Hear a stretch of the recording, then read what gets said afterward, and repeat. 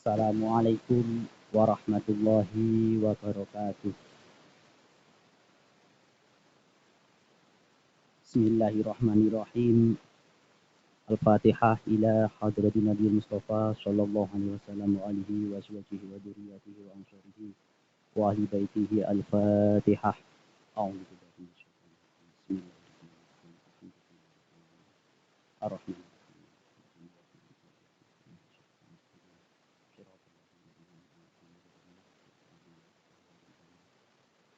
Hadiah Fatihah selanjutnya kita tujukan kepada mu'alif kitab Sulam Taufik Syekh Nawawi, dan hadiah Fatihah selanjutnya kepada Muassis Nahdlatul Ulama wabil khusus Kiai Haji Hasyim Asy'ari, Hadratus Syekh Kiai Haji Hasyim Asy'ari, Kiai Haji Wahab Hasbullah, dan Kiai Haji Bisri Samsuri. Dan kita hadiahkan Fatihah khusus kepada pendiri Madrasah Al-Khairiyah Mantub, Kiai Haji Khairil Huda. Lahumul Fatihah.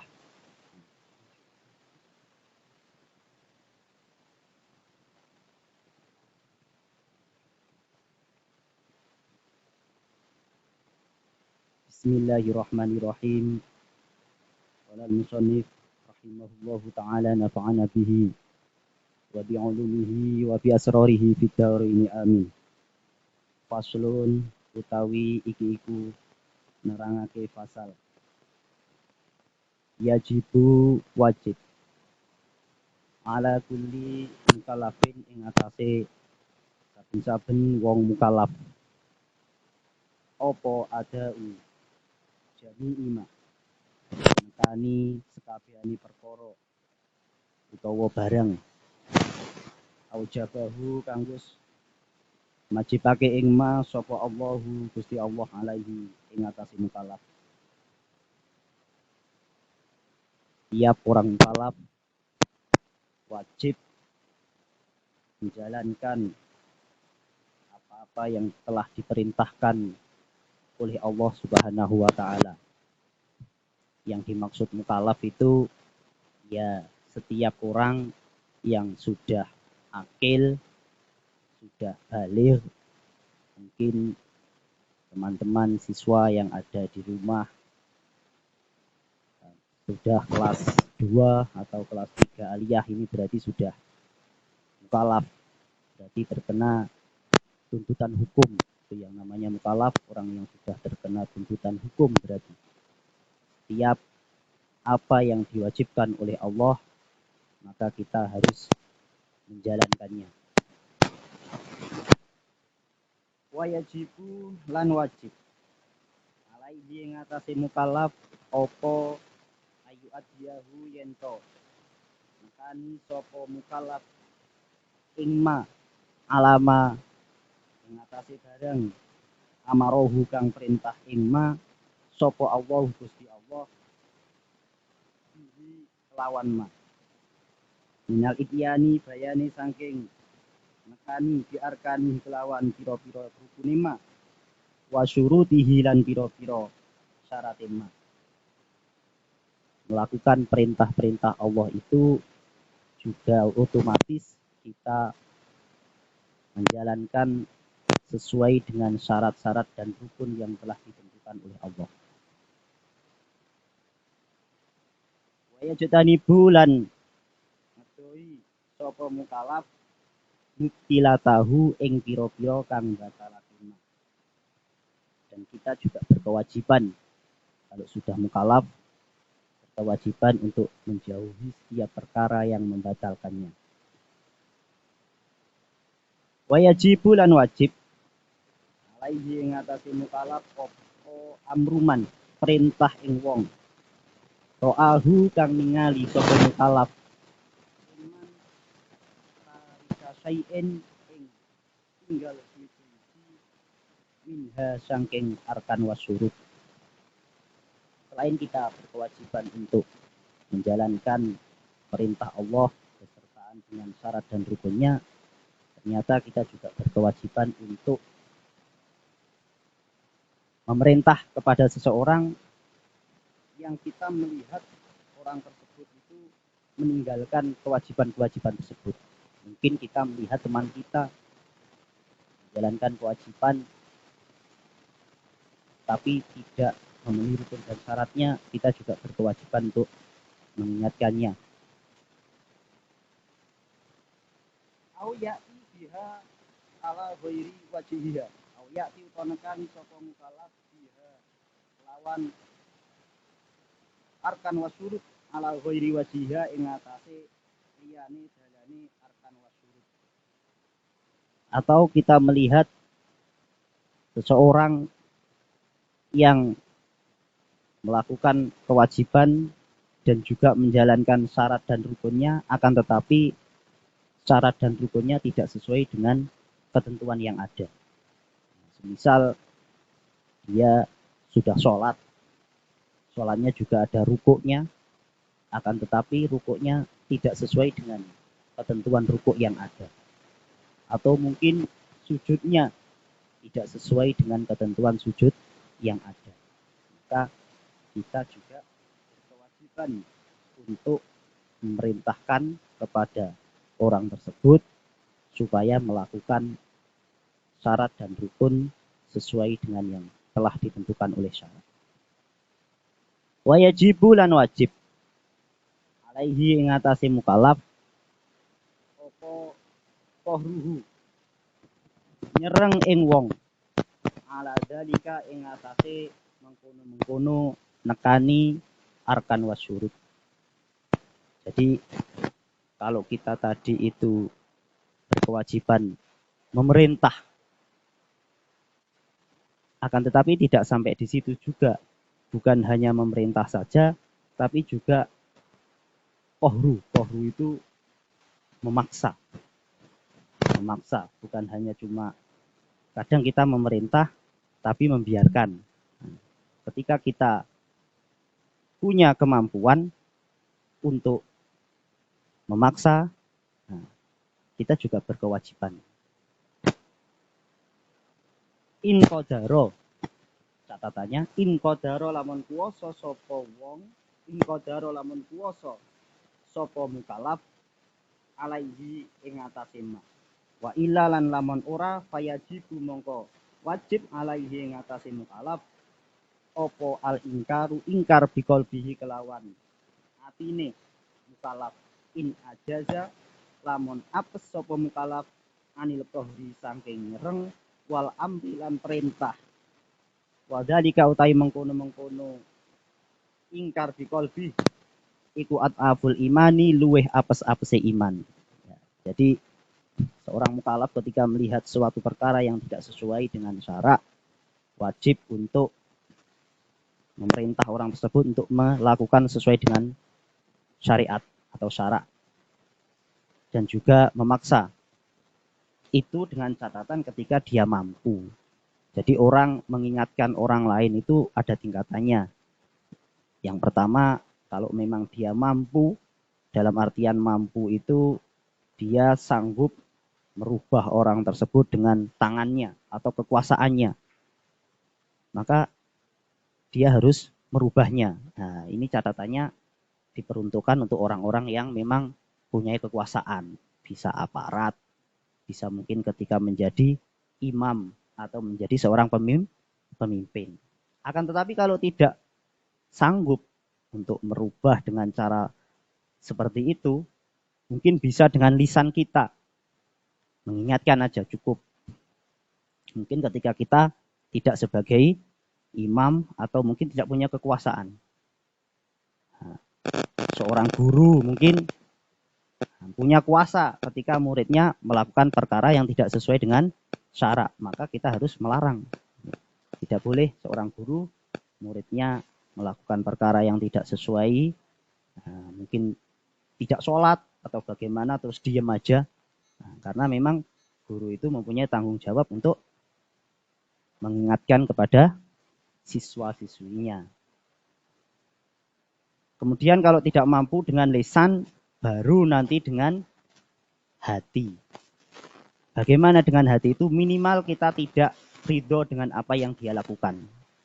kita punya teman, kita tidak berani mengingatkan, minimal kita tidak ridho dengan perkara yang dilakukan itu ketika melanggar syariat, apalagi tambah mendukung, justru tidak boleh. Ridho aja tidak boleh, apalagi mendukung. Ini jangan sampai terjadi. Dan ketika kita cuma mampu dengan hati, dengan catatan kita ingkar, itu adalah ad'aful iman atau iman yang paling lemah. Ai aqalluma tegese luweh kidik-kidike perkara yalzimu kang tetep apa ma al insana ing manusa indal ajzi ing dalem nalikane apes. Wajib bulan wajib apa tarku jami'il muharramati tinggal sakabehane barang kang den haramake. Jadi selain kita itu berkewajiban melaksanakan semua perintah Allah, ternyata kita juga berkewajiban meninggalkan setiap perkara atau semua perkara yang diharamkan oleh Allah. Wa nahyu murtaqibiha lan nyegah ing wong kang lakoni muharramat. Wa man uhu lan nyegah ing wong kang lakoni muharramat. Saya ulangi, wa nahyu murtaqibiha lan nyegah ing wong kang nglakoni muharramat, waman uhu lan nyegah ing wong kang lakoni muharramat kohron halih nyereng. Minha sangke muharramat.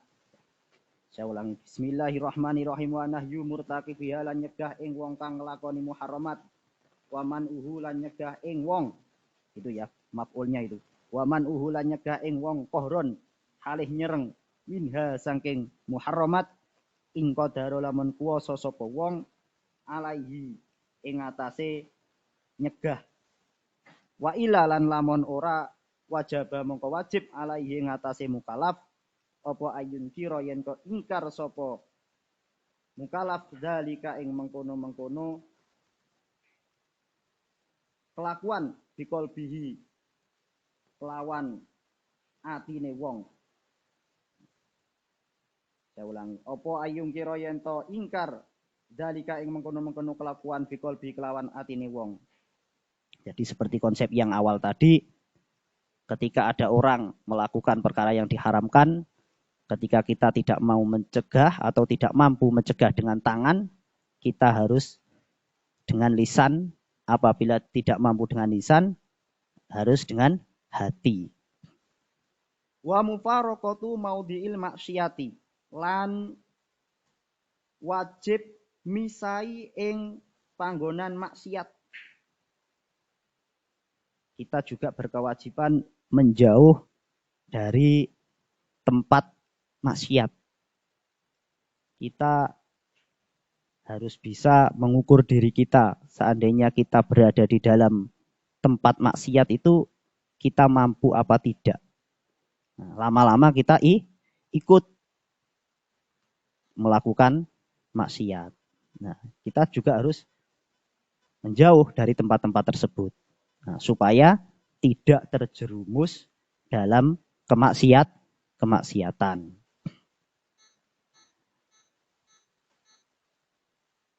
Wal haramu utawi kang aran haram iku ma barang tawa'ada kang ngancam sapa Allah Gusti Allah murtaqibahu ing ngelakoni haram bil iqabi kelawan siksa wa wa'ada lan ngancam sapa Allah tarikahu ing wong kang tinggal haram bisawabi kelawan ganjaran. Ya. Apa yang dinamakan haram? Ya, haram mungkin para siswa sudah tahu suatu perkara yang memang bagi siapa saja yang melakukan dijanjikan suatu pahala, dan bagi siapa yang haram adalah suatu perkara apabila kita meninggalkan dijanjikan suatu pahala, dan apabila kita melakukan diancam dengan adanya suatu siksa. Itu yang namanya haram. Jadi dalam pasal ini membahas beberapa kewajiban bagi seorang mukallaf yang saya sebutkan tadi, yaitu yaitu melakukan perkara yang diperintahkan oleh Allah, sholat, zakat, puasa, haji. Makanya pasal selanjutnya ini nanti akan membahas apa-apa saja yang diperintahkan oleh Allah. Nah, mungkin sehabis ini pasal apa yang diwajibkan, mungkin sholat, atau mungkin syarat-syarat dari sholat, karena juga kita diwajibkan selain menjalankan sholat, juga menjalankan sesuai dengan syarat dan rukunnya.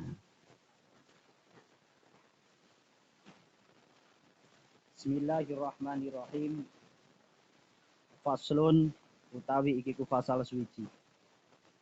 Paminal wajibi mongko iku setengah saking barang kang wajib iku khamsu sholawatin 5 pira-pira salat fil yaumi ing dalam sedina walailati lan sewengi. Jadi pasal di atas kita diwajibkan untuk menjalankan perkara. Sekarang perkara yang pertama yang diwajibkan untuk dijalankan adalah sholat dalam sehari semalam 5 kali. Sholat dalam sehari semalam 5 kali. Ad-duhru nyatane sholat duhur.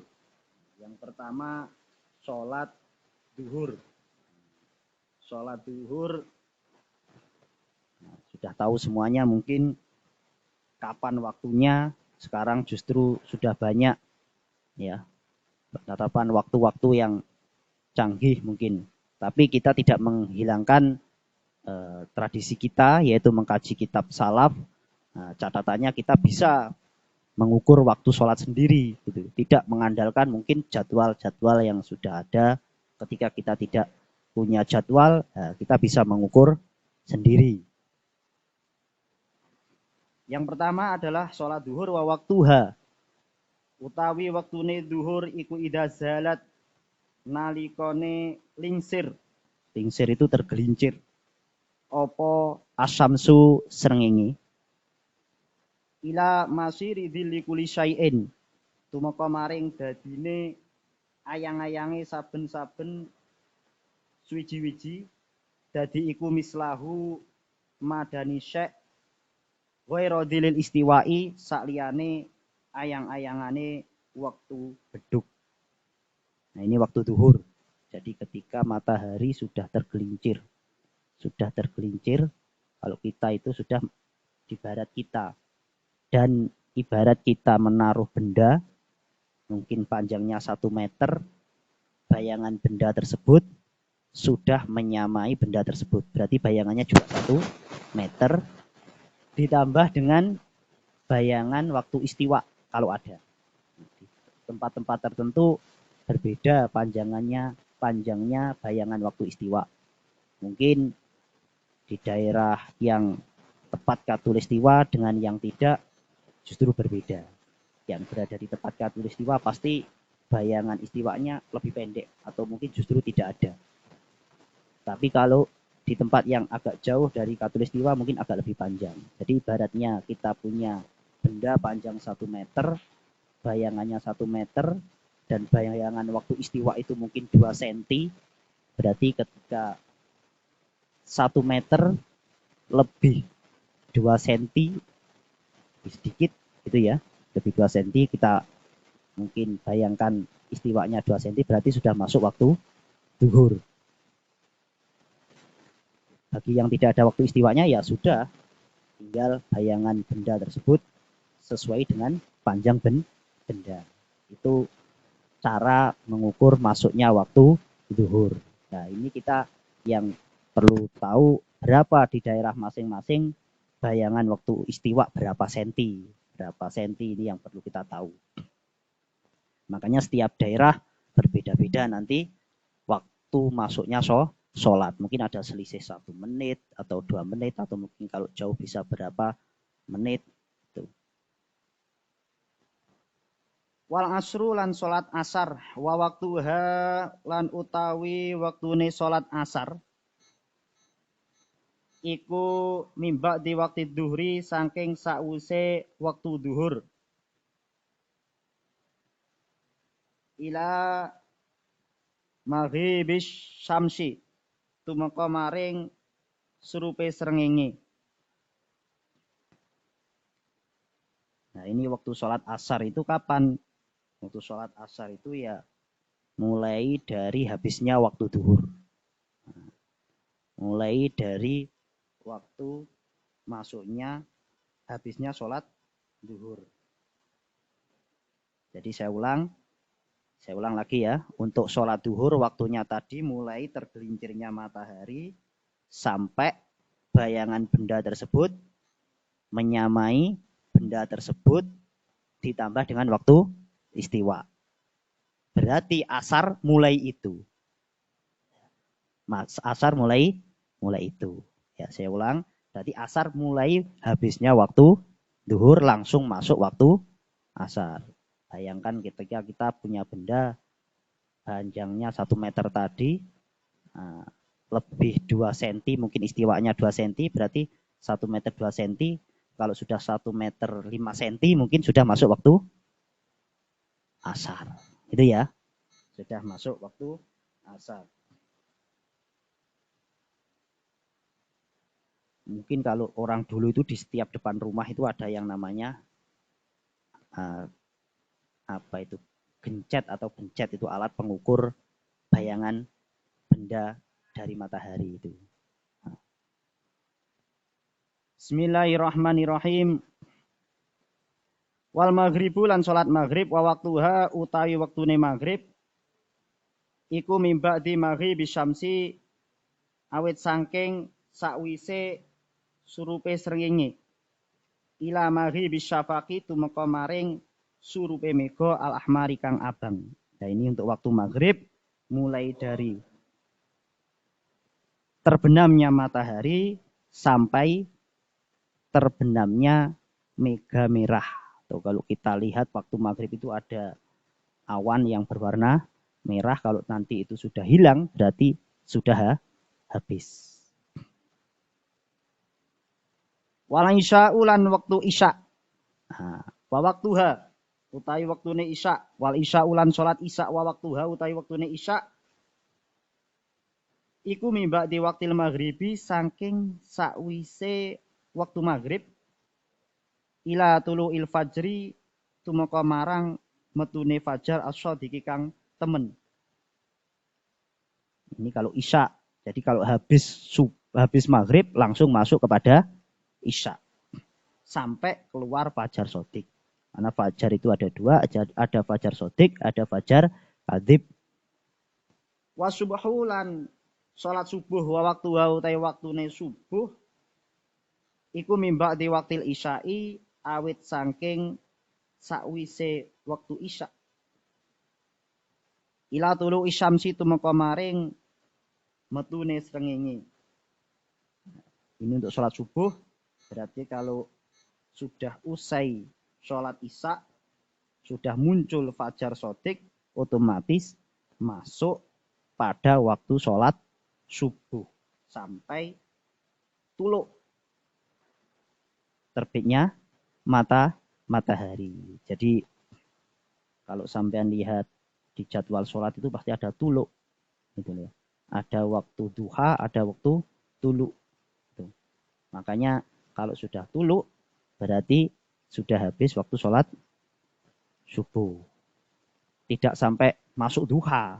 Kalau sudah sampai masuk duha sudah siang itu.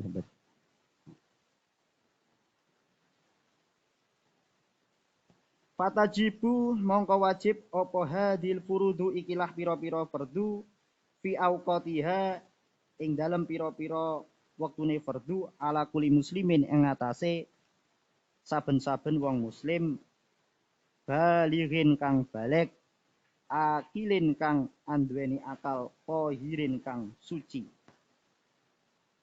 Jadi ketika kita melaksanakan sholat fardu yang jumlahnya 5 tadi, syaratnya yang pertama yaitu kita harus melaksanakan sholat sesuai pada waktunya. Kalau kita menjalankan sholat belum masuk pada waktunya berarti tidak boleh. Terus baligh, syaratnya lagi baligh, berakal, suci pakaiannya, suci tempatnya, atau kita suci dari hadas dan najis. Fayahrumu mongko haram apa takdimuha dinginake salat ala waktiha ngerekake ngatasi waktune salat. Kita nggak boleh mendahulukan sholat sebelum masuk pada waktu. Sampean mungkin mau tidur duhur jam 11 nanggung sholat duhur duluan, nanti biar tidak duhur. Nah, padahal belum masuk waktu, berarti haram. Wa ta'khiruha anhu, wa ta'khiruha lan ngakhirake salat anhu saking waktu li ghairi udrin krana liyane udur. Dan juga mengakhirkan sholat. Mengakhirkan sholat tanpa ada suatu udur. Udur itu apa, Pak? Ya mungkin karena kita lupa, mungkin nggak ingat sama sekali. Lupa, atau kalau nggak gitu ketiduran. Bukan tidur beneran, akan tetapi ketiduran. Nah, sampai habis waktu.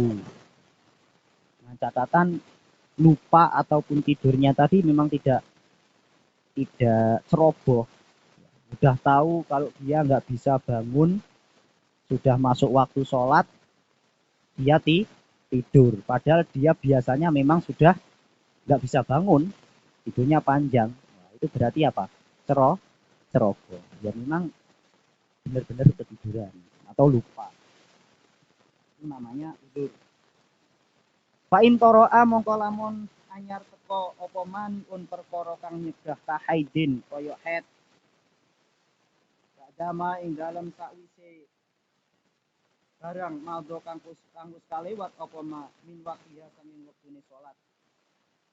Kadama ing dalem sakwise barang maldo kang wis kalewat min waqiha sanging wektune salat apa ma waktu ya sauha kang amot apa ma ing salat. Watu rihalan sucine salat linahwi salisin kedue wong kang geser lazimah mongko wajib ing wong apa qada uha ngodoi salat.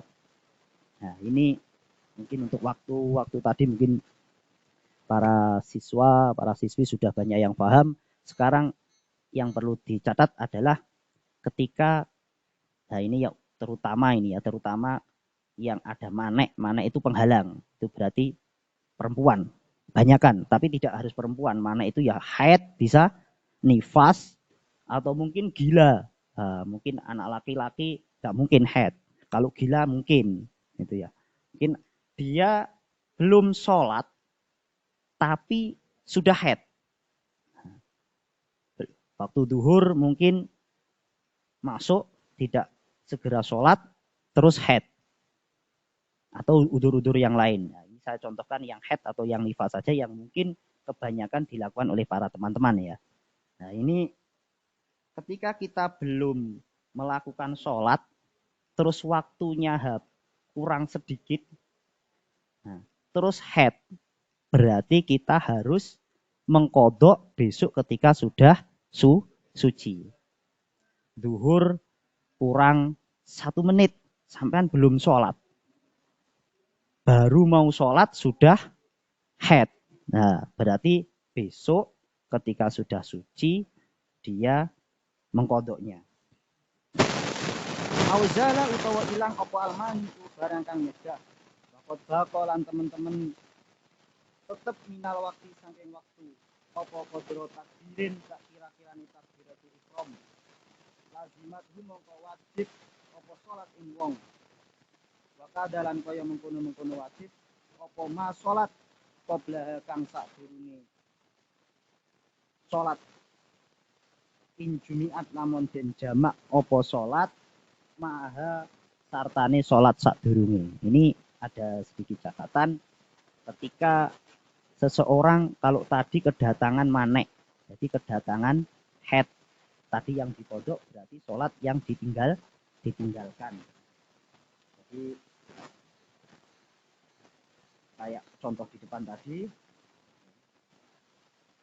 Dan ini juga berlaku untuk ketika terhentinya manek atau terhentinya haid. Nah, ini ada beberapa pembahasan. Jadi kalau kedatangan manek atau kedatangan haid mungkin kita cuma mengkodok satu, gitu ya. Cuma mengkodok satu karena sholat sebelumnya kita sudah sholat. Kita headnya di duhur, di asar, duhur otomatis kita sudah melakukan sholat. Tetapi kalau kita terhentinya darah head itu pada waktu-waktu yang bisa dijamak, nah ini ada perinciannya. Jadi saya jelaskan sedikit ya. Orang yang terhenti head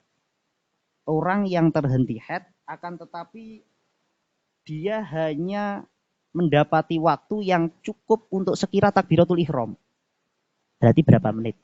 Setengah menit atau satu menit. Kenapa Pak ukurannya takbiratul ihram? Iya, karena sholat itu awalnya pasti takbiratul ihram. Mungkin sampean sholat takbiratul ihram, Allahu Akbar, terus adzan.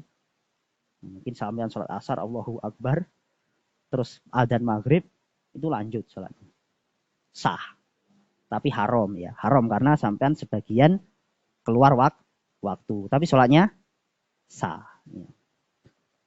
Nah, ketika ada orang head terhenti mungkin pada waktu-waktu tertentu. Ya, saya rinci tadi. Ada orang head terhenti hanya mendapati waktu sekira takbiratul ihram.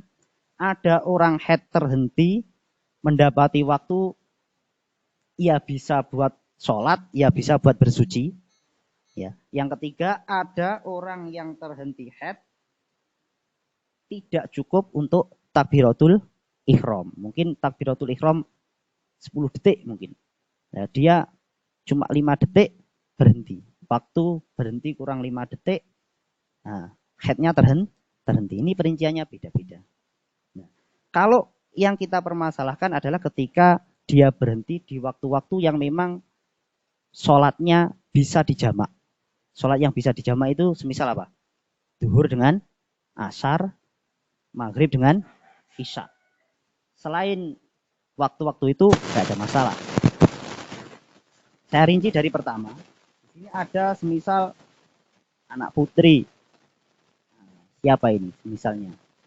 Mungkin ada kakak-kakak kelas 3 atau kelas 2 yang di situ head dan hanya mendapati waktu sekira takbiratul ihram.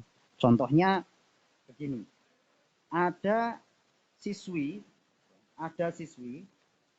berhenti head pada waktu duhur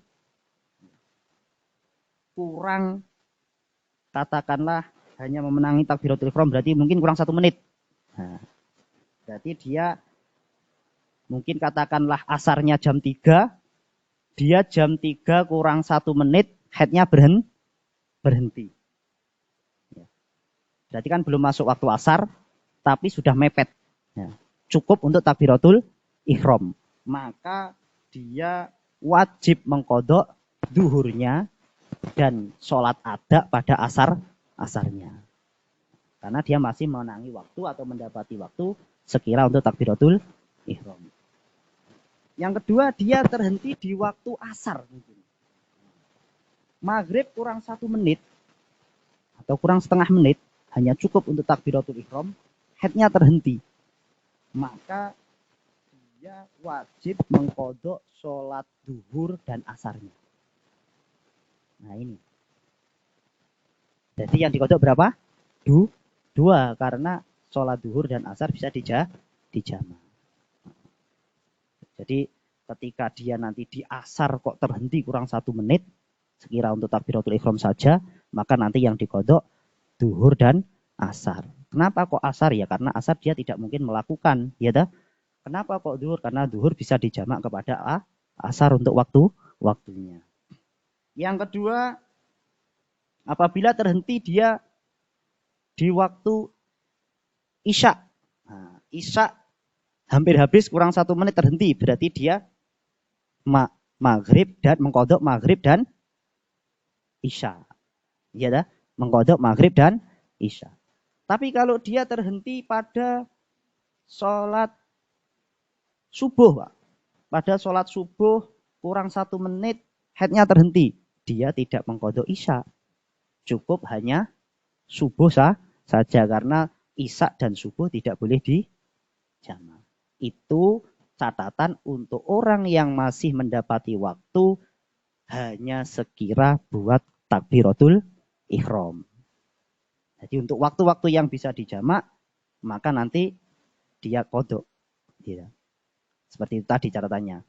Dia berhenti di asar, berarti kodoknya duhur dan asar. Dia berhenti di isya, berarti kodoknya maghrib dan isya. Tapi kalau berhenti di subuh, dia tidak mengkodok isya. Sekarang ketika dia mendapati waktu sekira untuk sholat bisa dan untuk bersuci bisa, maka ya otomatis dia menjalankan sholat pada waktu itu juga. Mungkin dia berhenti di waktu asar jam 4 mungkin. Habisnya asar mungkin jam 4 lebih berapa gitu ya. Mungkin jam 4, jam 5 mungkin ya. Jam 5 lebih 30 mungkin habisnya asar. Kan masih banyak waktu itu.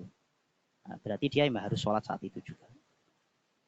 Harus sholat saat itu juga. Tidak boleh nanti terus, nanti ajalah. Bersucinya kalau maghrib ajalah. Tidak bisa. Yang ketiga, ketika dia mendapati waktu hanya sekira bisa untuk tidak bisa untuk takbiratul ihram. Sedikit sekali berarti. Dia mendapati waktu tidak cukup untuk melakukan takbiratul ihram. Nah, ini berbeda dengan yang pertama tadi. Yang pertama langsung jamak gitu ya, kalau bisa dijamak langsung dilakukan gitu ya. Kalau yang terakhir ini enggak seperti itu. Misal seperti ini. Ada siswi yang terhenti pada waktu duhur. Duhur berarti duhur kurang 1 detik mungkin atau 2 detik. Nah, dia terhenti, maka dia wajib mengkodok duhur saja. Asarnya kita lakukan secara ada, tepat waktu. Kalau dia terhenti pada waktu asar, kurang 2 detik mungkin. Tidak muat untuk takbiratul ihram. Nah, maka dia tidak wajib sholat asar. Nah, ini berbeda dengan yang pertama. Kalau yang pertama kan wajib mengkodok asar dan duhur. Yang tadi muat takbiratul ihram. Kalau tidak muat untuk takbiratul ihram, kalau berhentinya di asar kurang 1 detik, berarti dia tidak wajib sholat asar karena tidak muat untuk takbiratul ihram. Ya, bisa dimengerti ini ya. Itu bedanya dengan yang awal. Kalau yang di awal, kalau muat takbiratul ihram tetap kita kodok. Mungkin duhur dengan asarnya. Kalau di sini yang terakhir asar, kita tidak mengkodok duhur dan asarnya. Ya, asar tidak wajib, duhur juga tidak wajib. Maghrib wajib.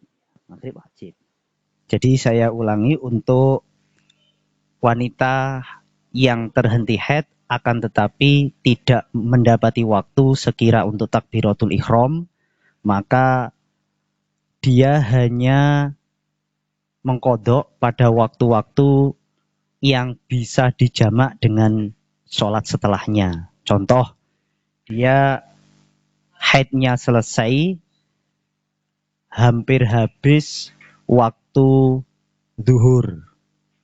Jadi waktu duhur yang sekira tidak muat untuk takbiratul ihram, haidnya selesai, maka dia berkewajiban untuk mengkodok sholat duhur dan melakukan ada pada sholat asar.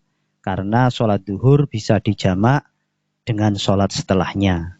Akan tetapi ketika dia usai haid dan tidak mendapati waktu sekira bisa untuk takbiratul ihram, semisal dia waktu asar kurang 1 detik, mungkin tidak muat untuk takbiratul ihram, maka dia tidak wajib mengkodok duhur dan juga tidak wajib sholat asar tersebut.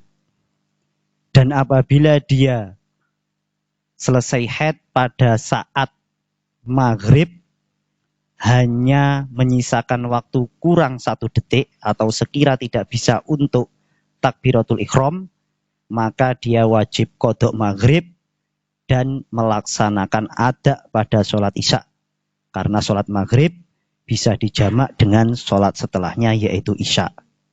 Dan selanjutnya apabila dia selesai haid pada waktu isya yang hanya kurang 1 detik, semisal tidak muat untuk takbiratul ihram, maka dia tidak wajib melakukan qodok pada sholat tersebut.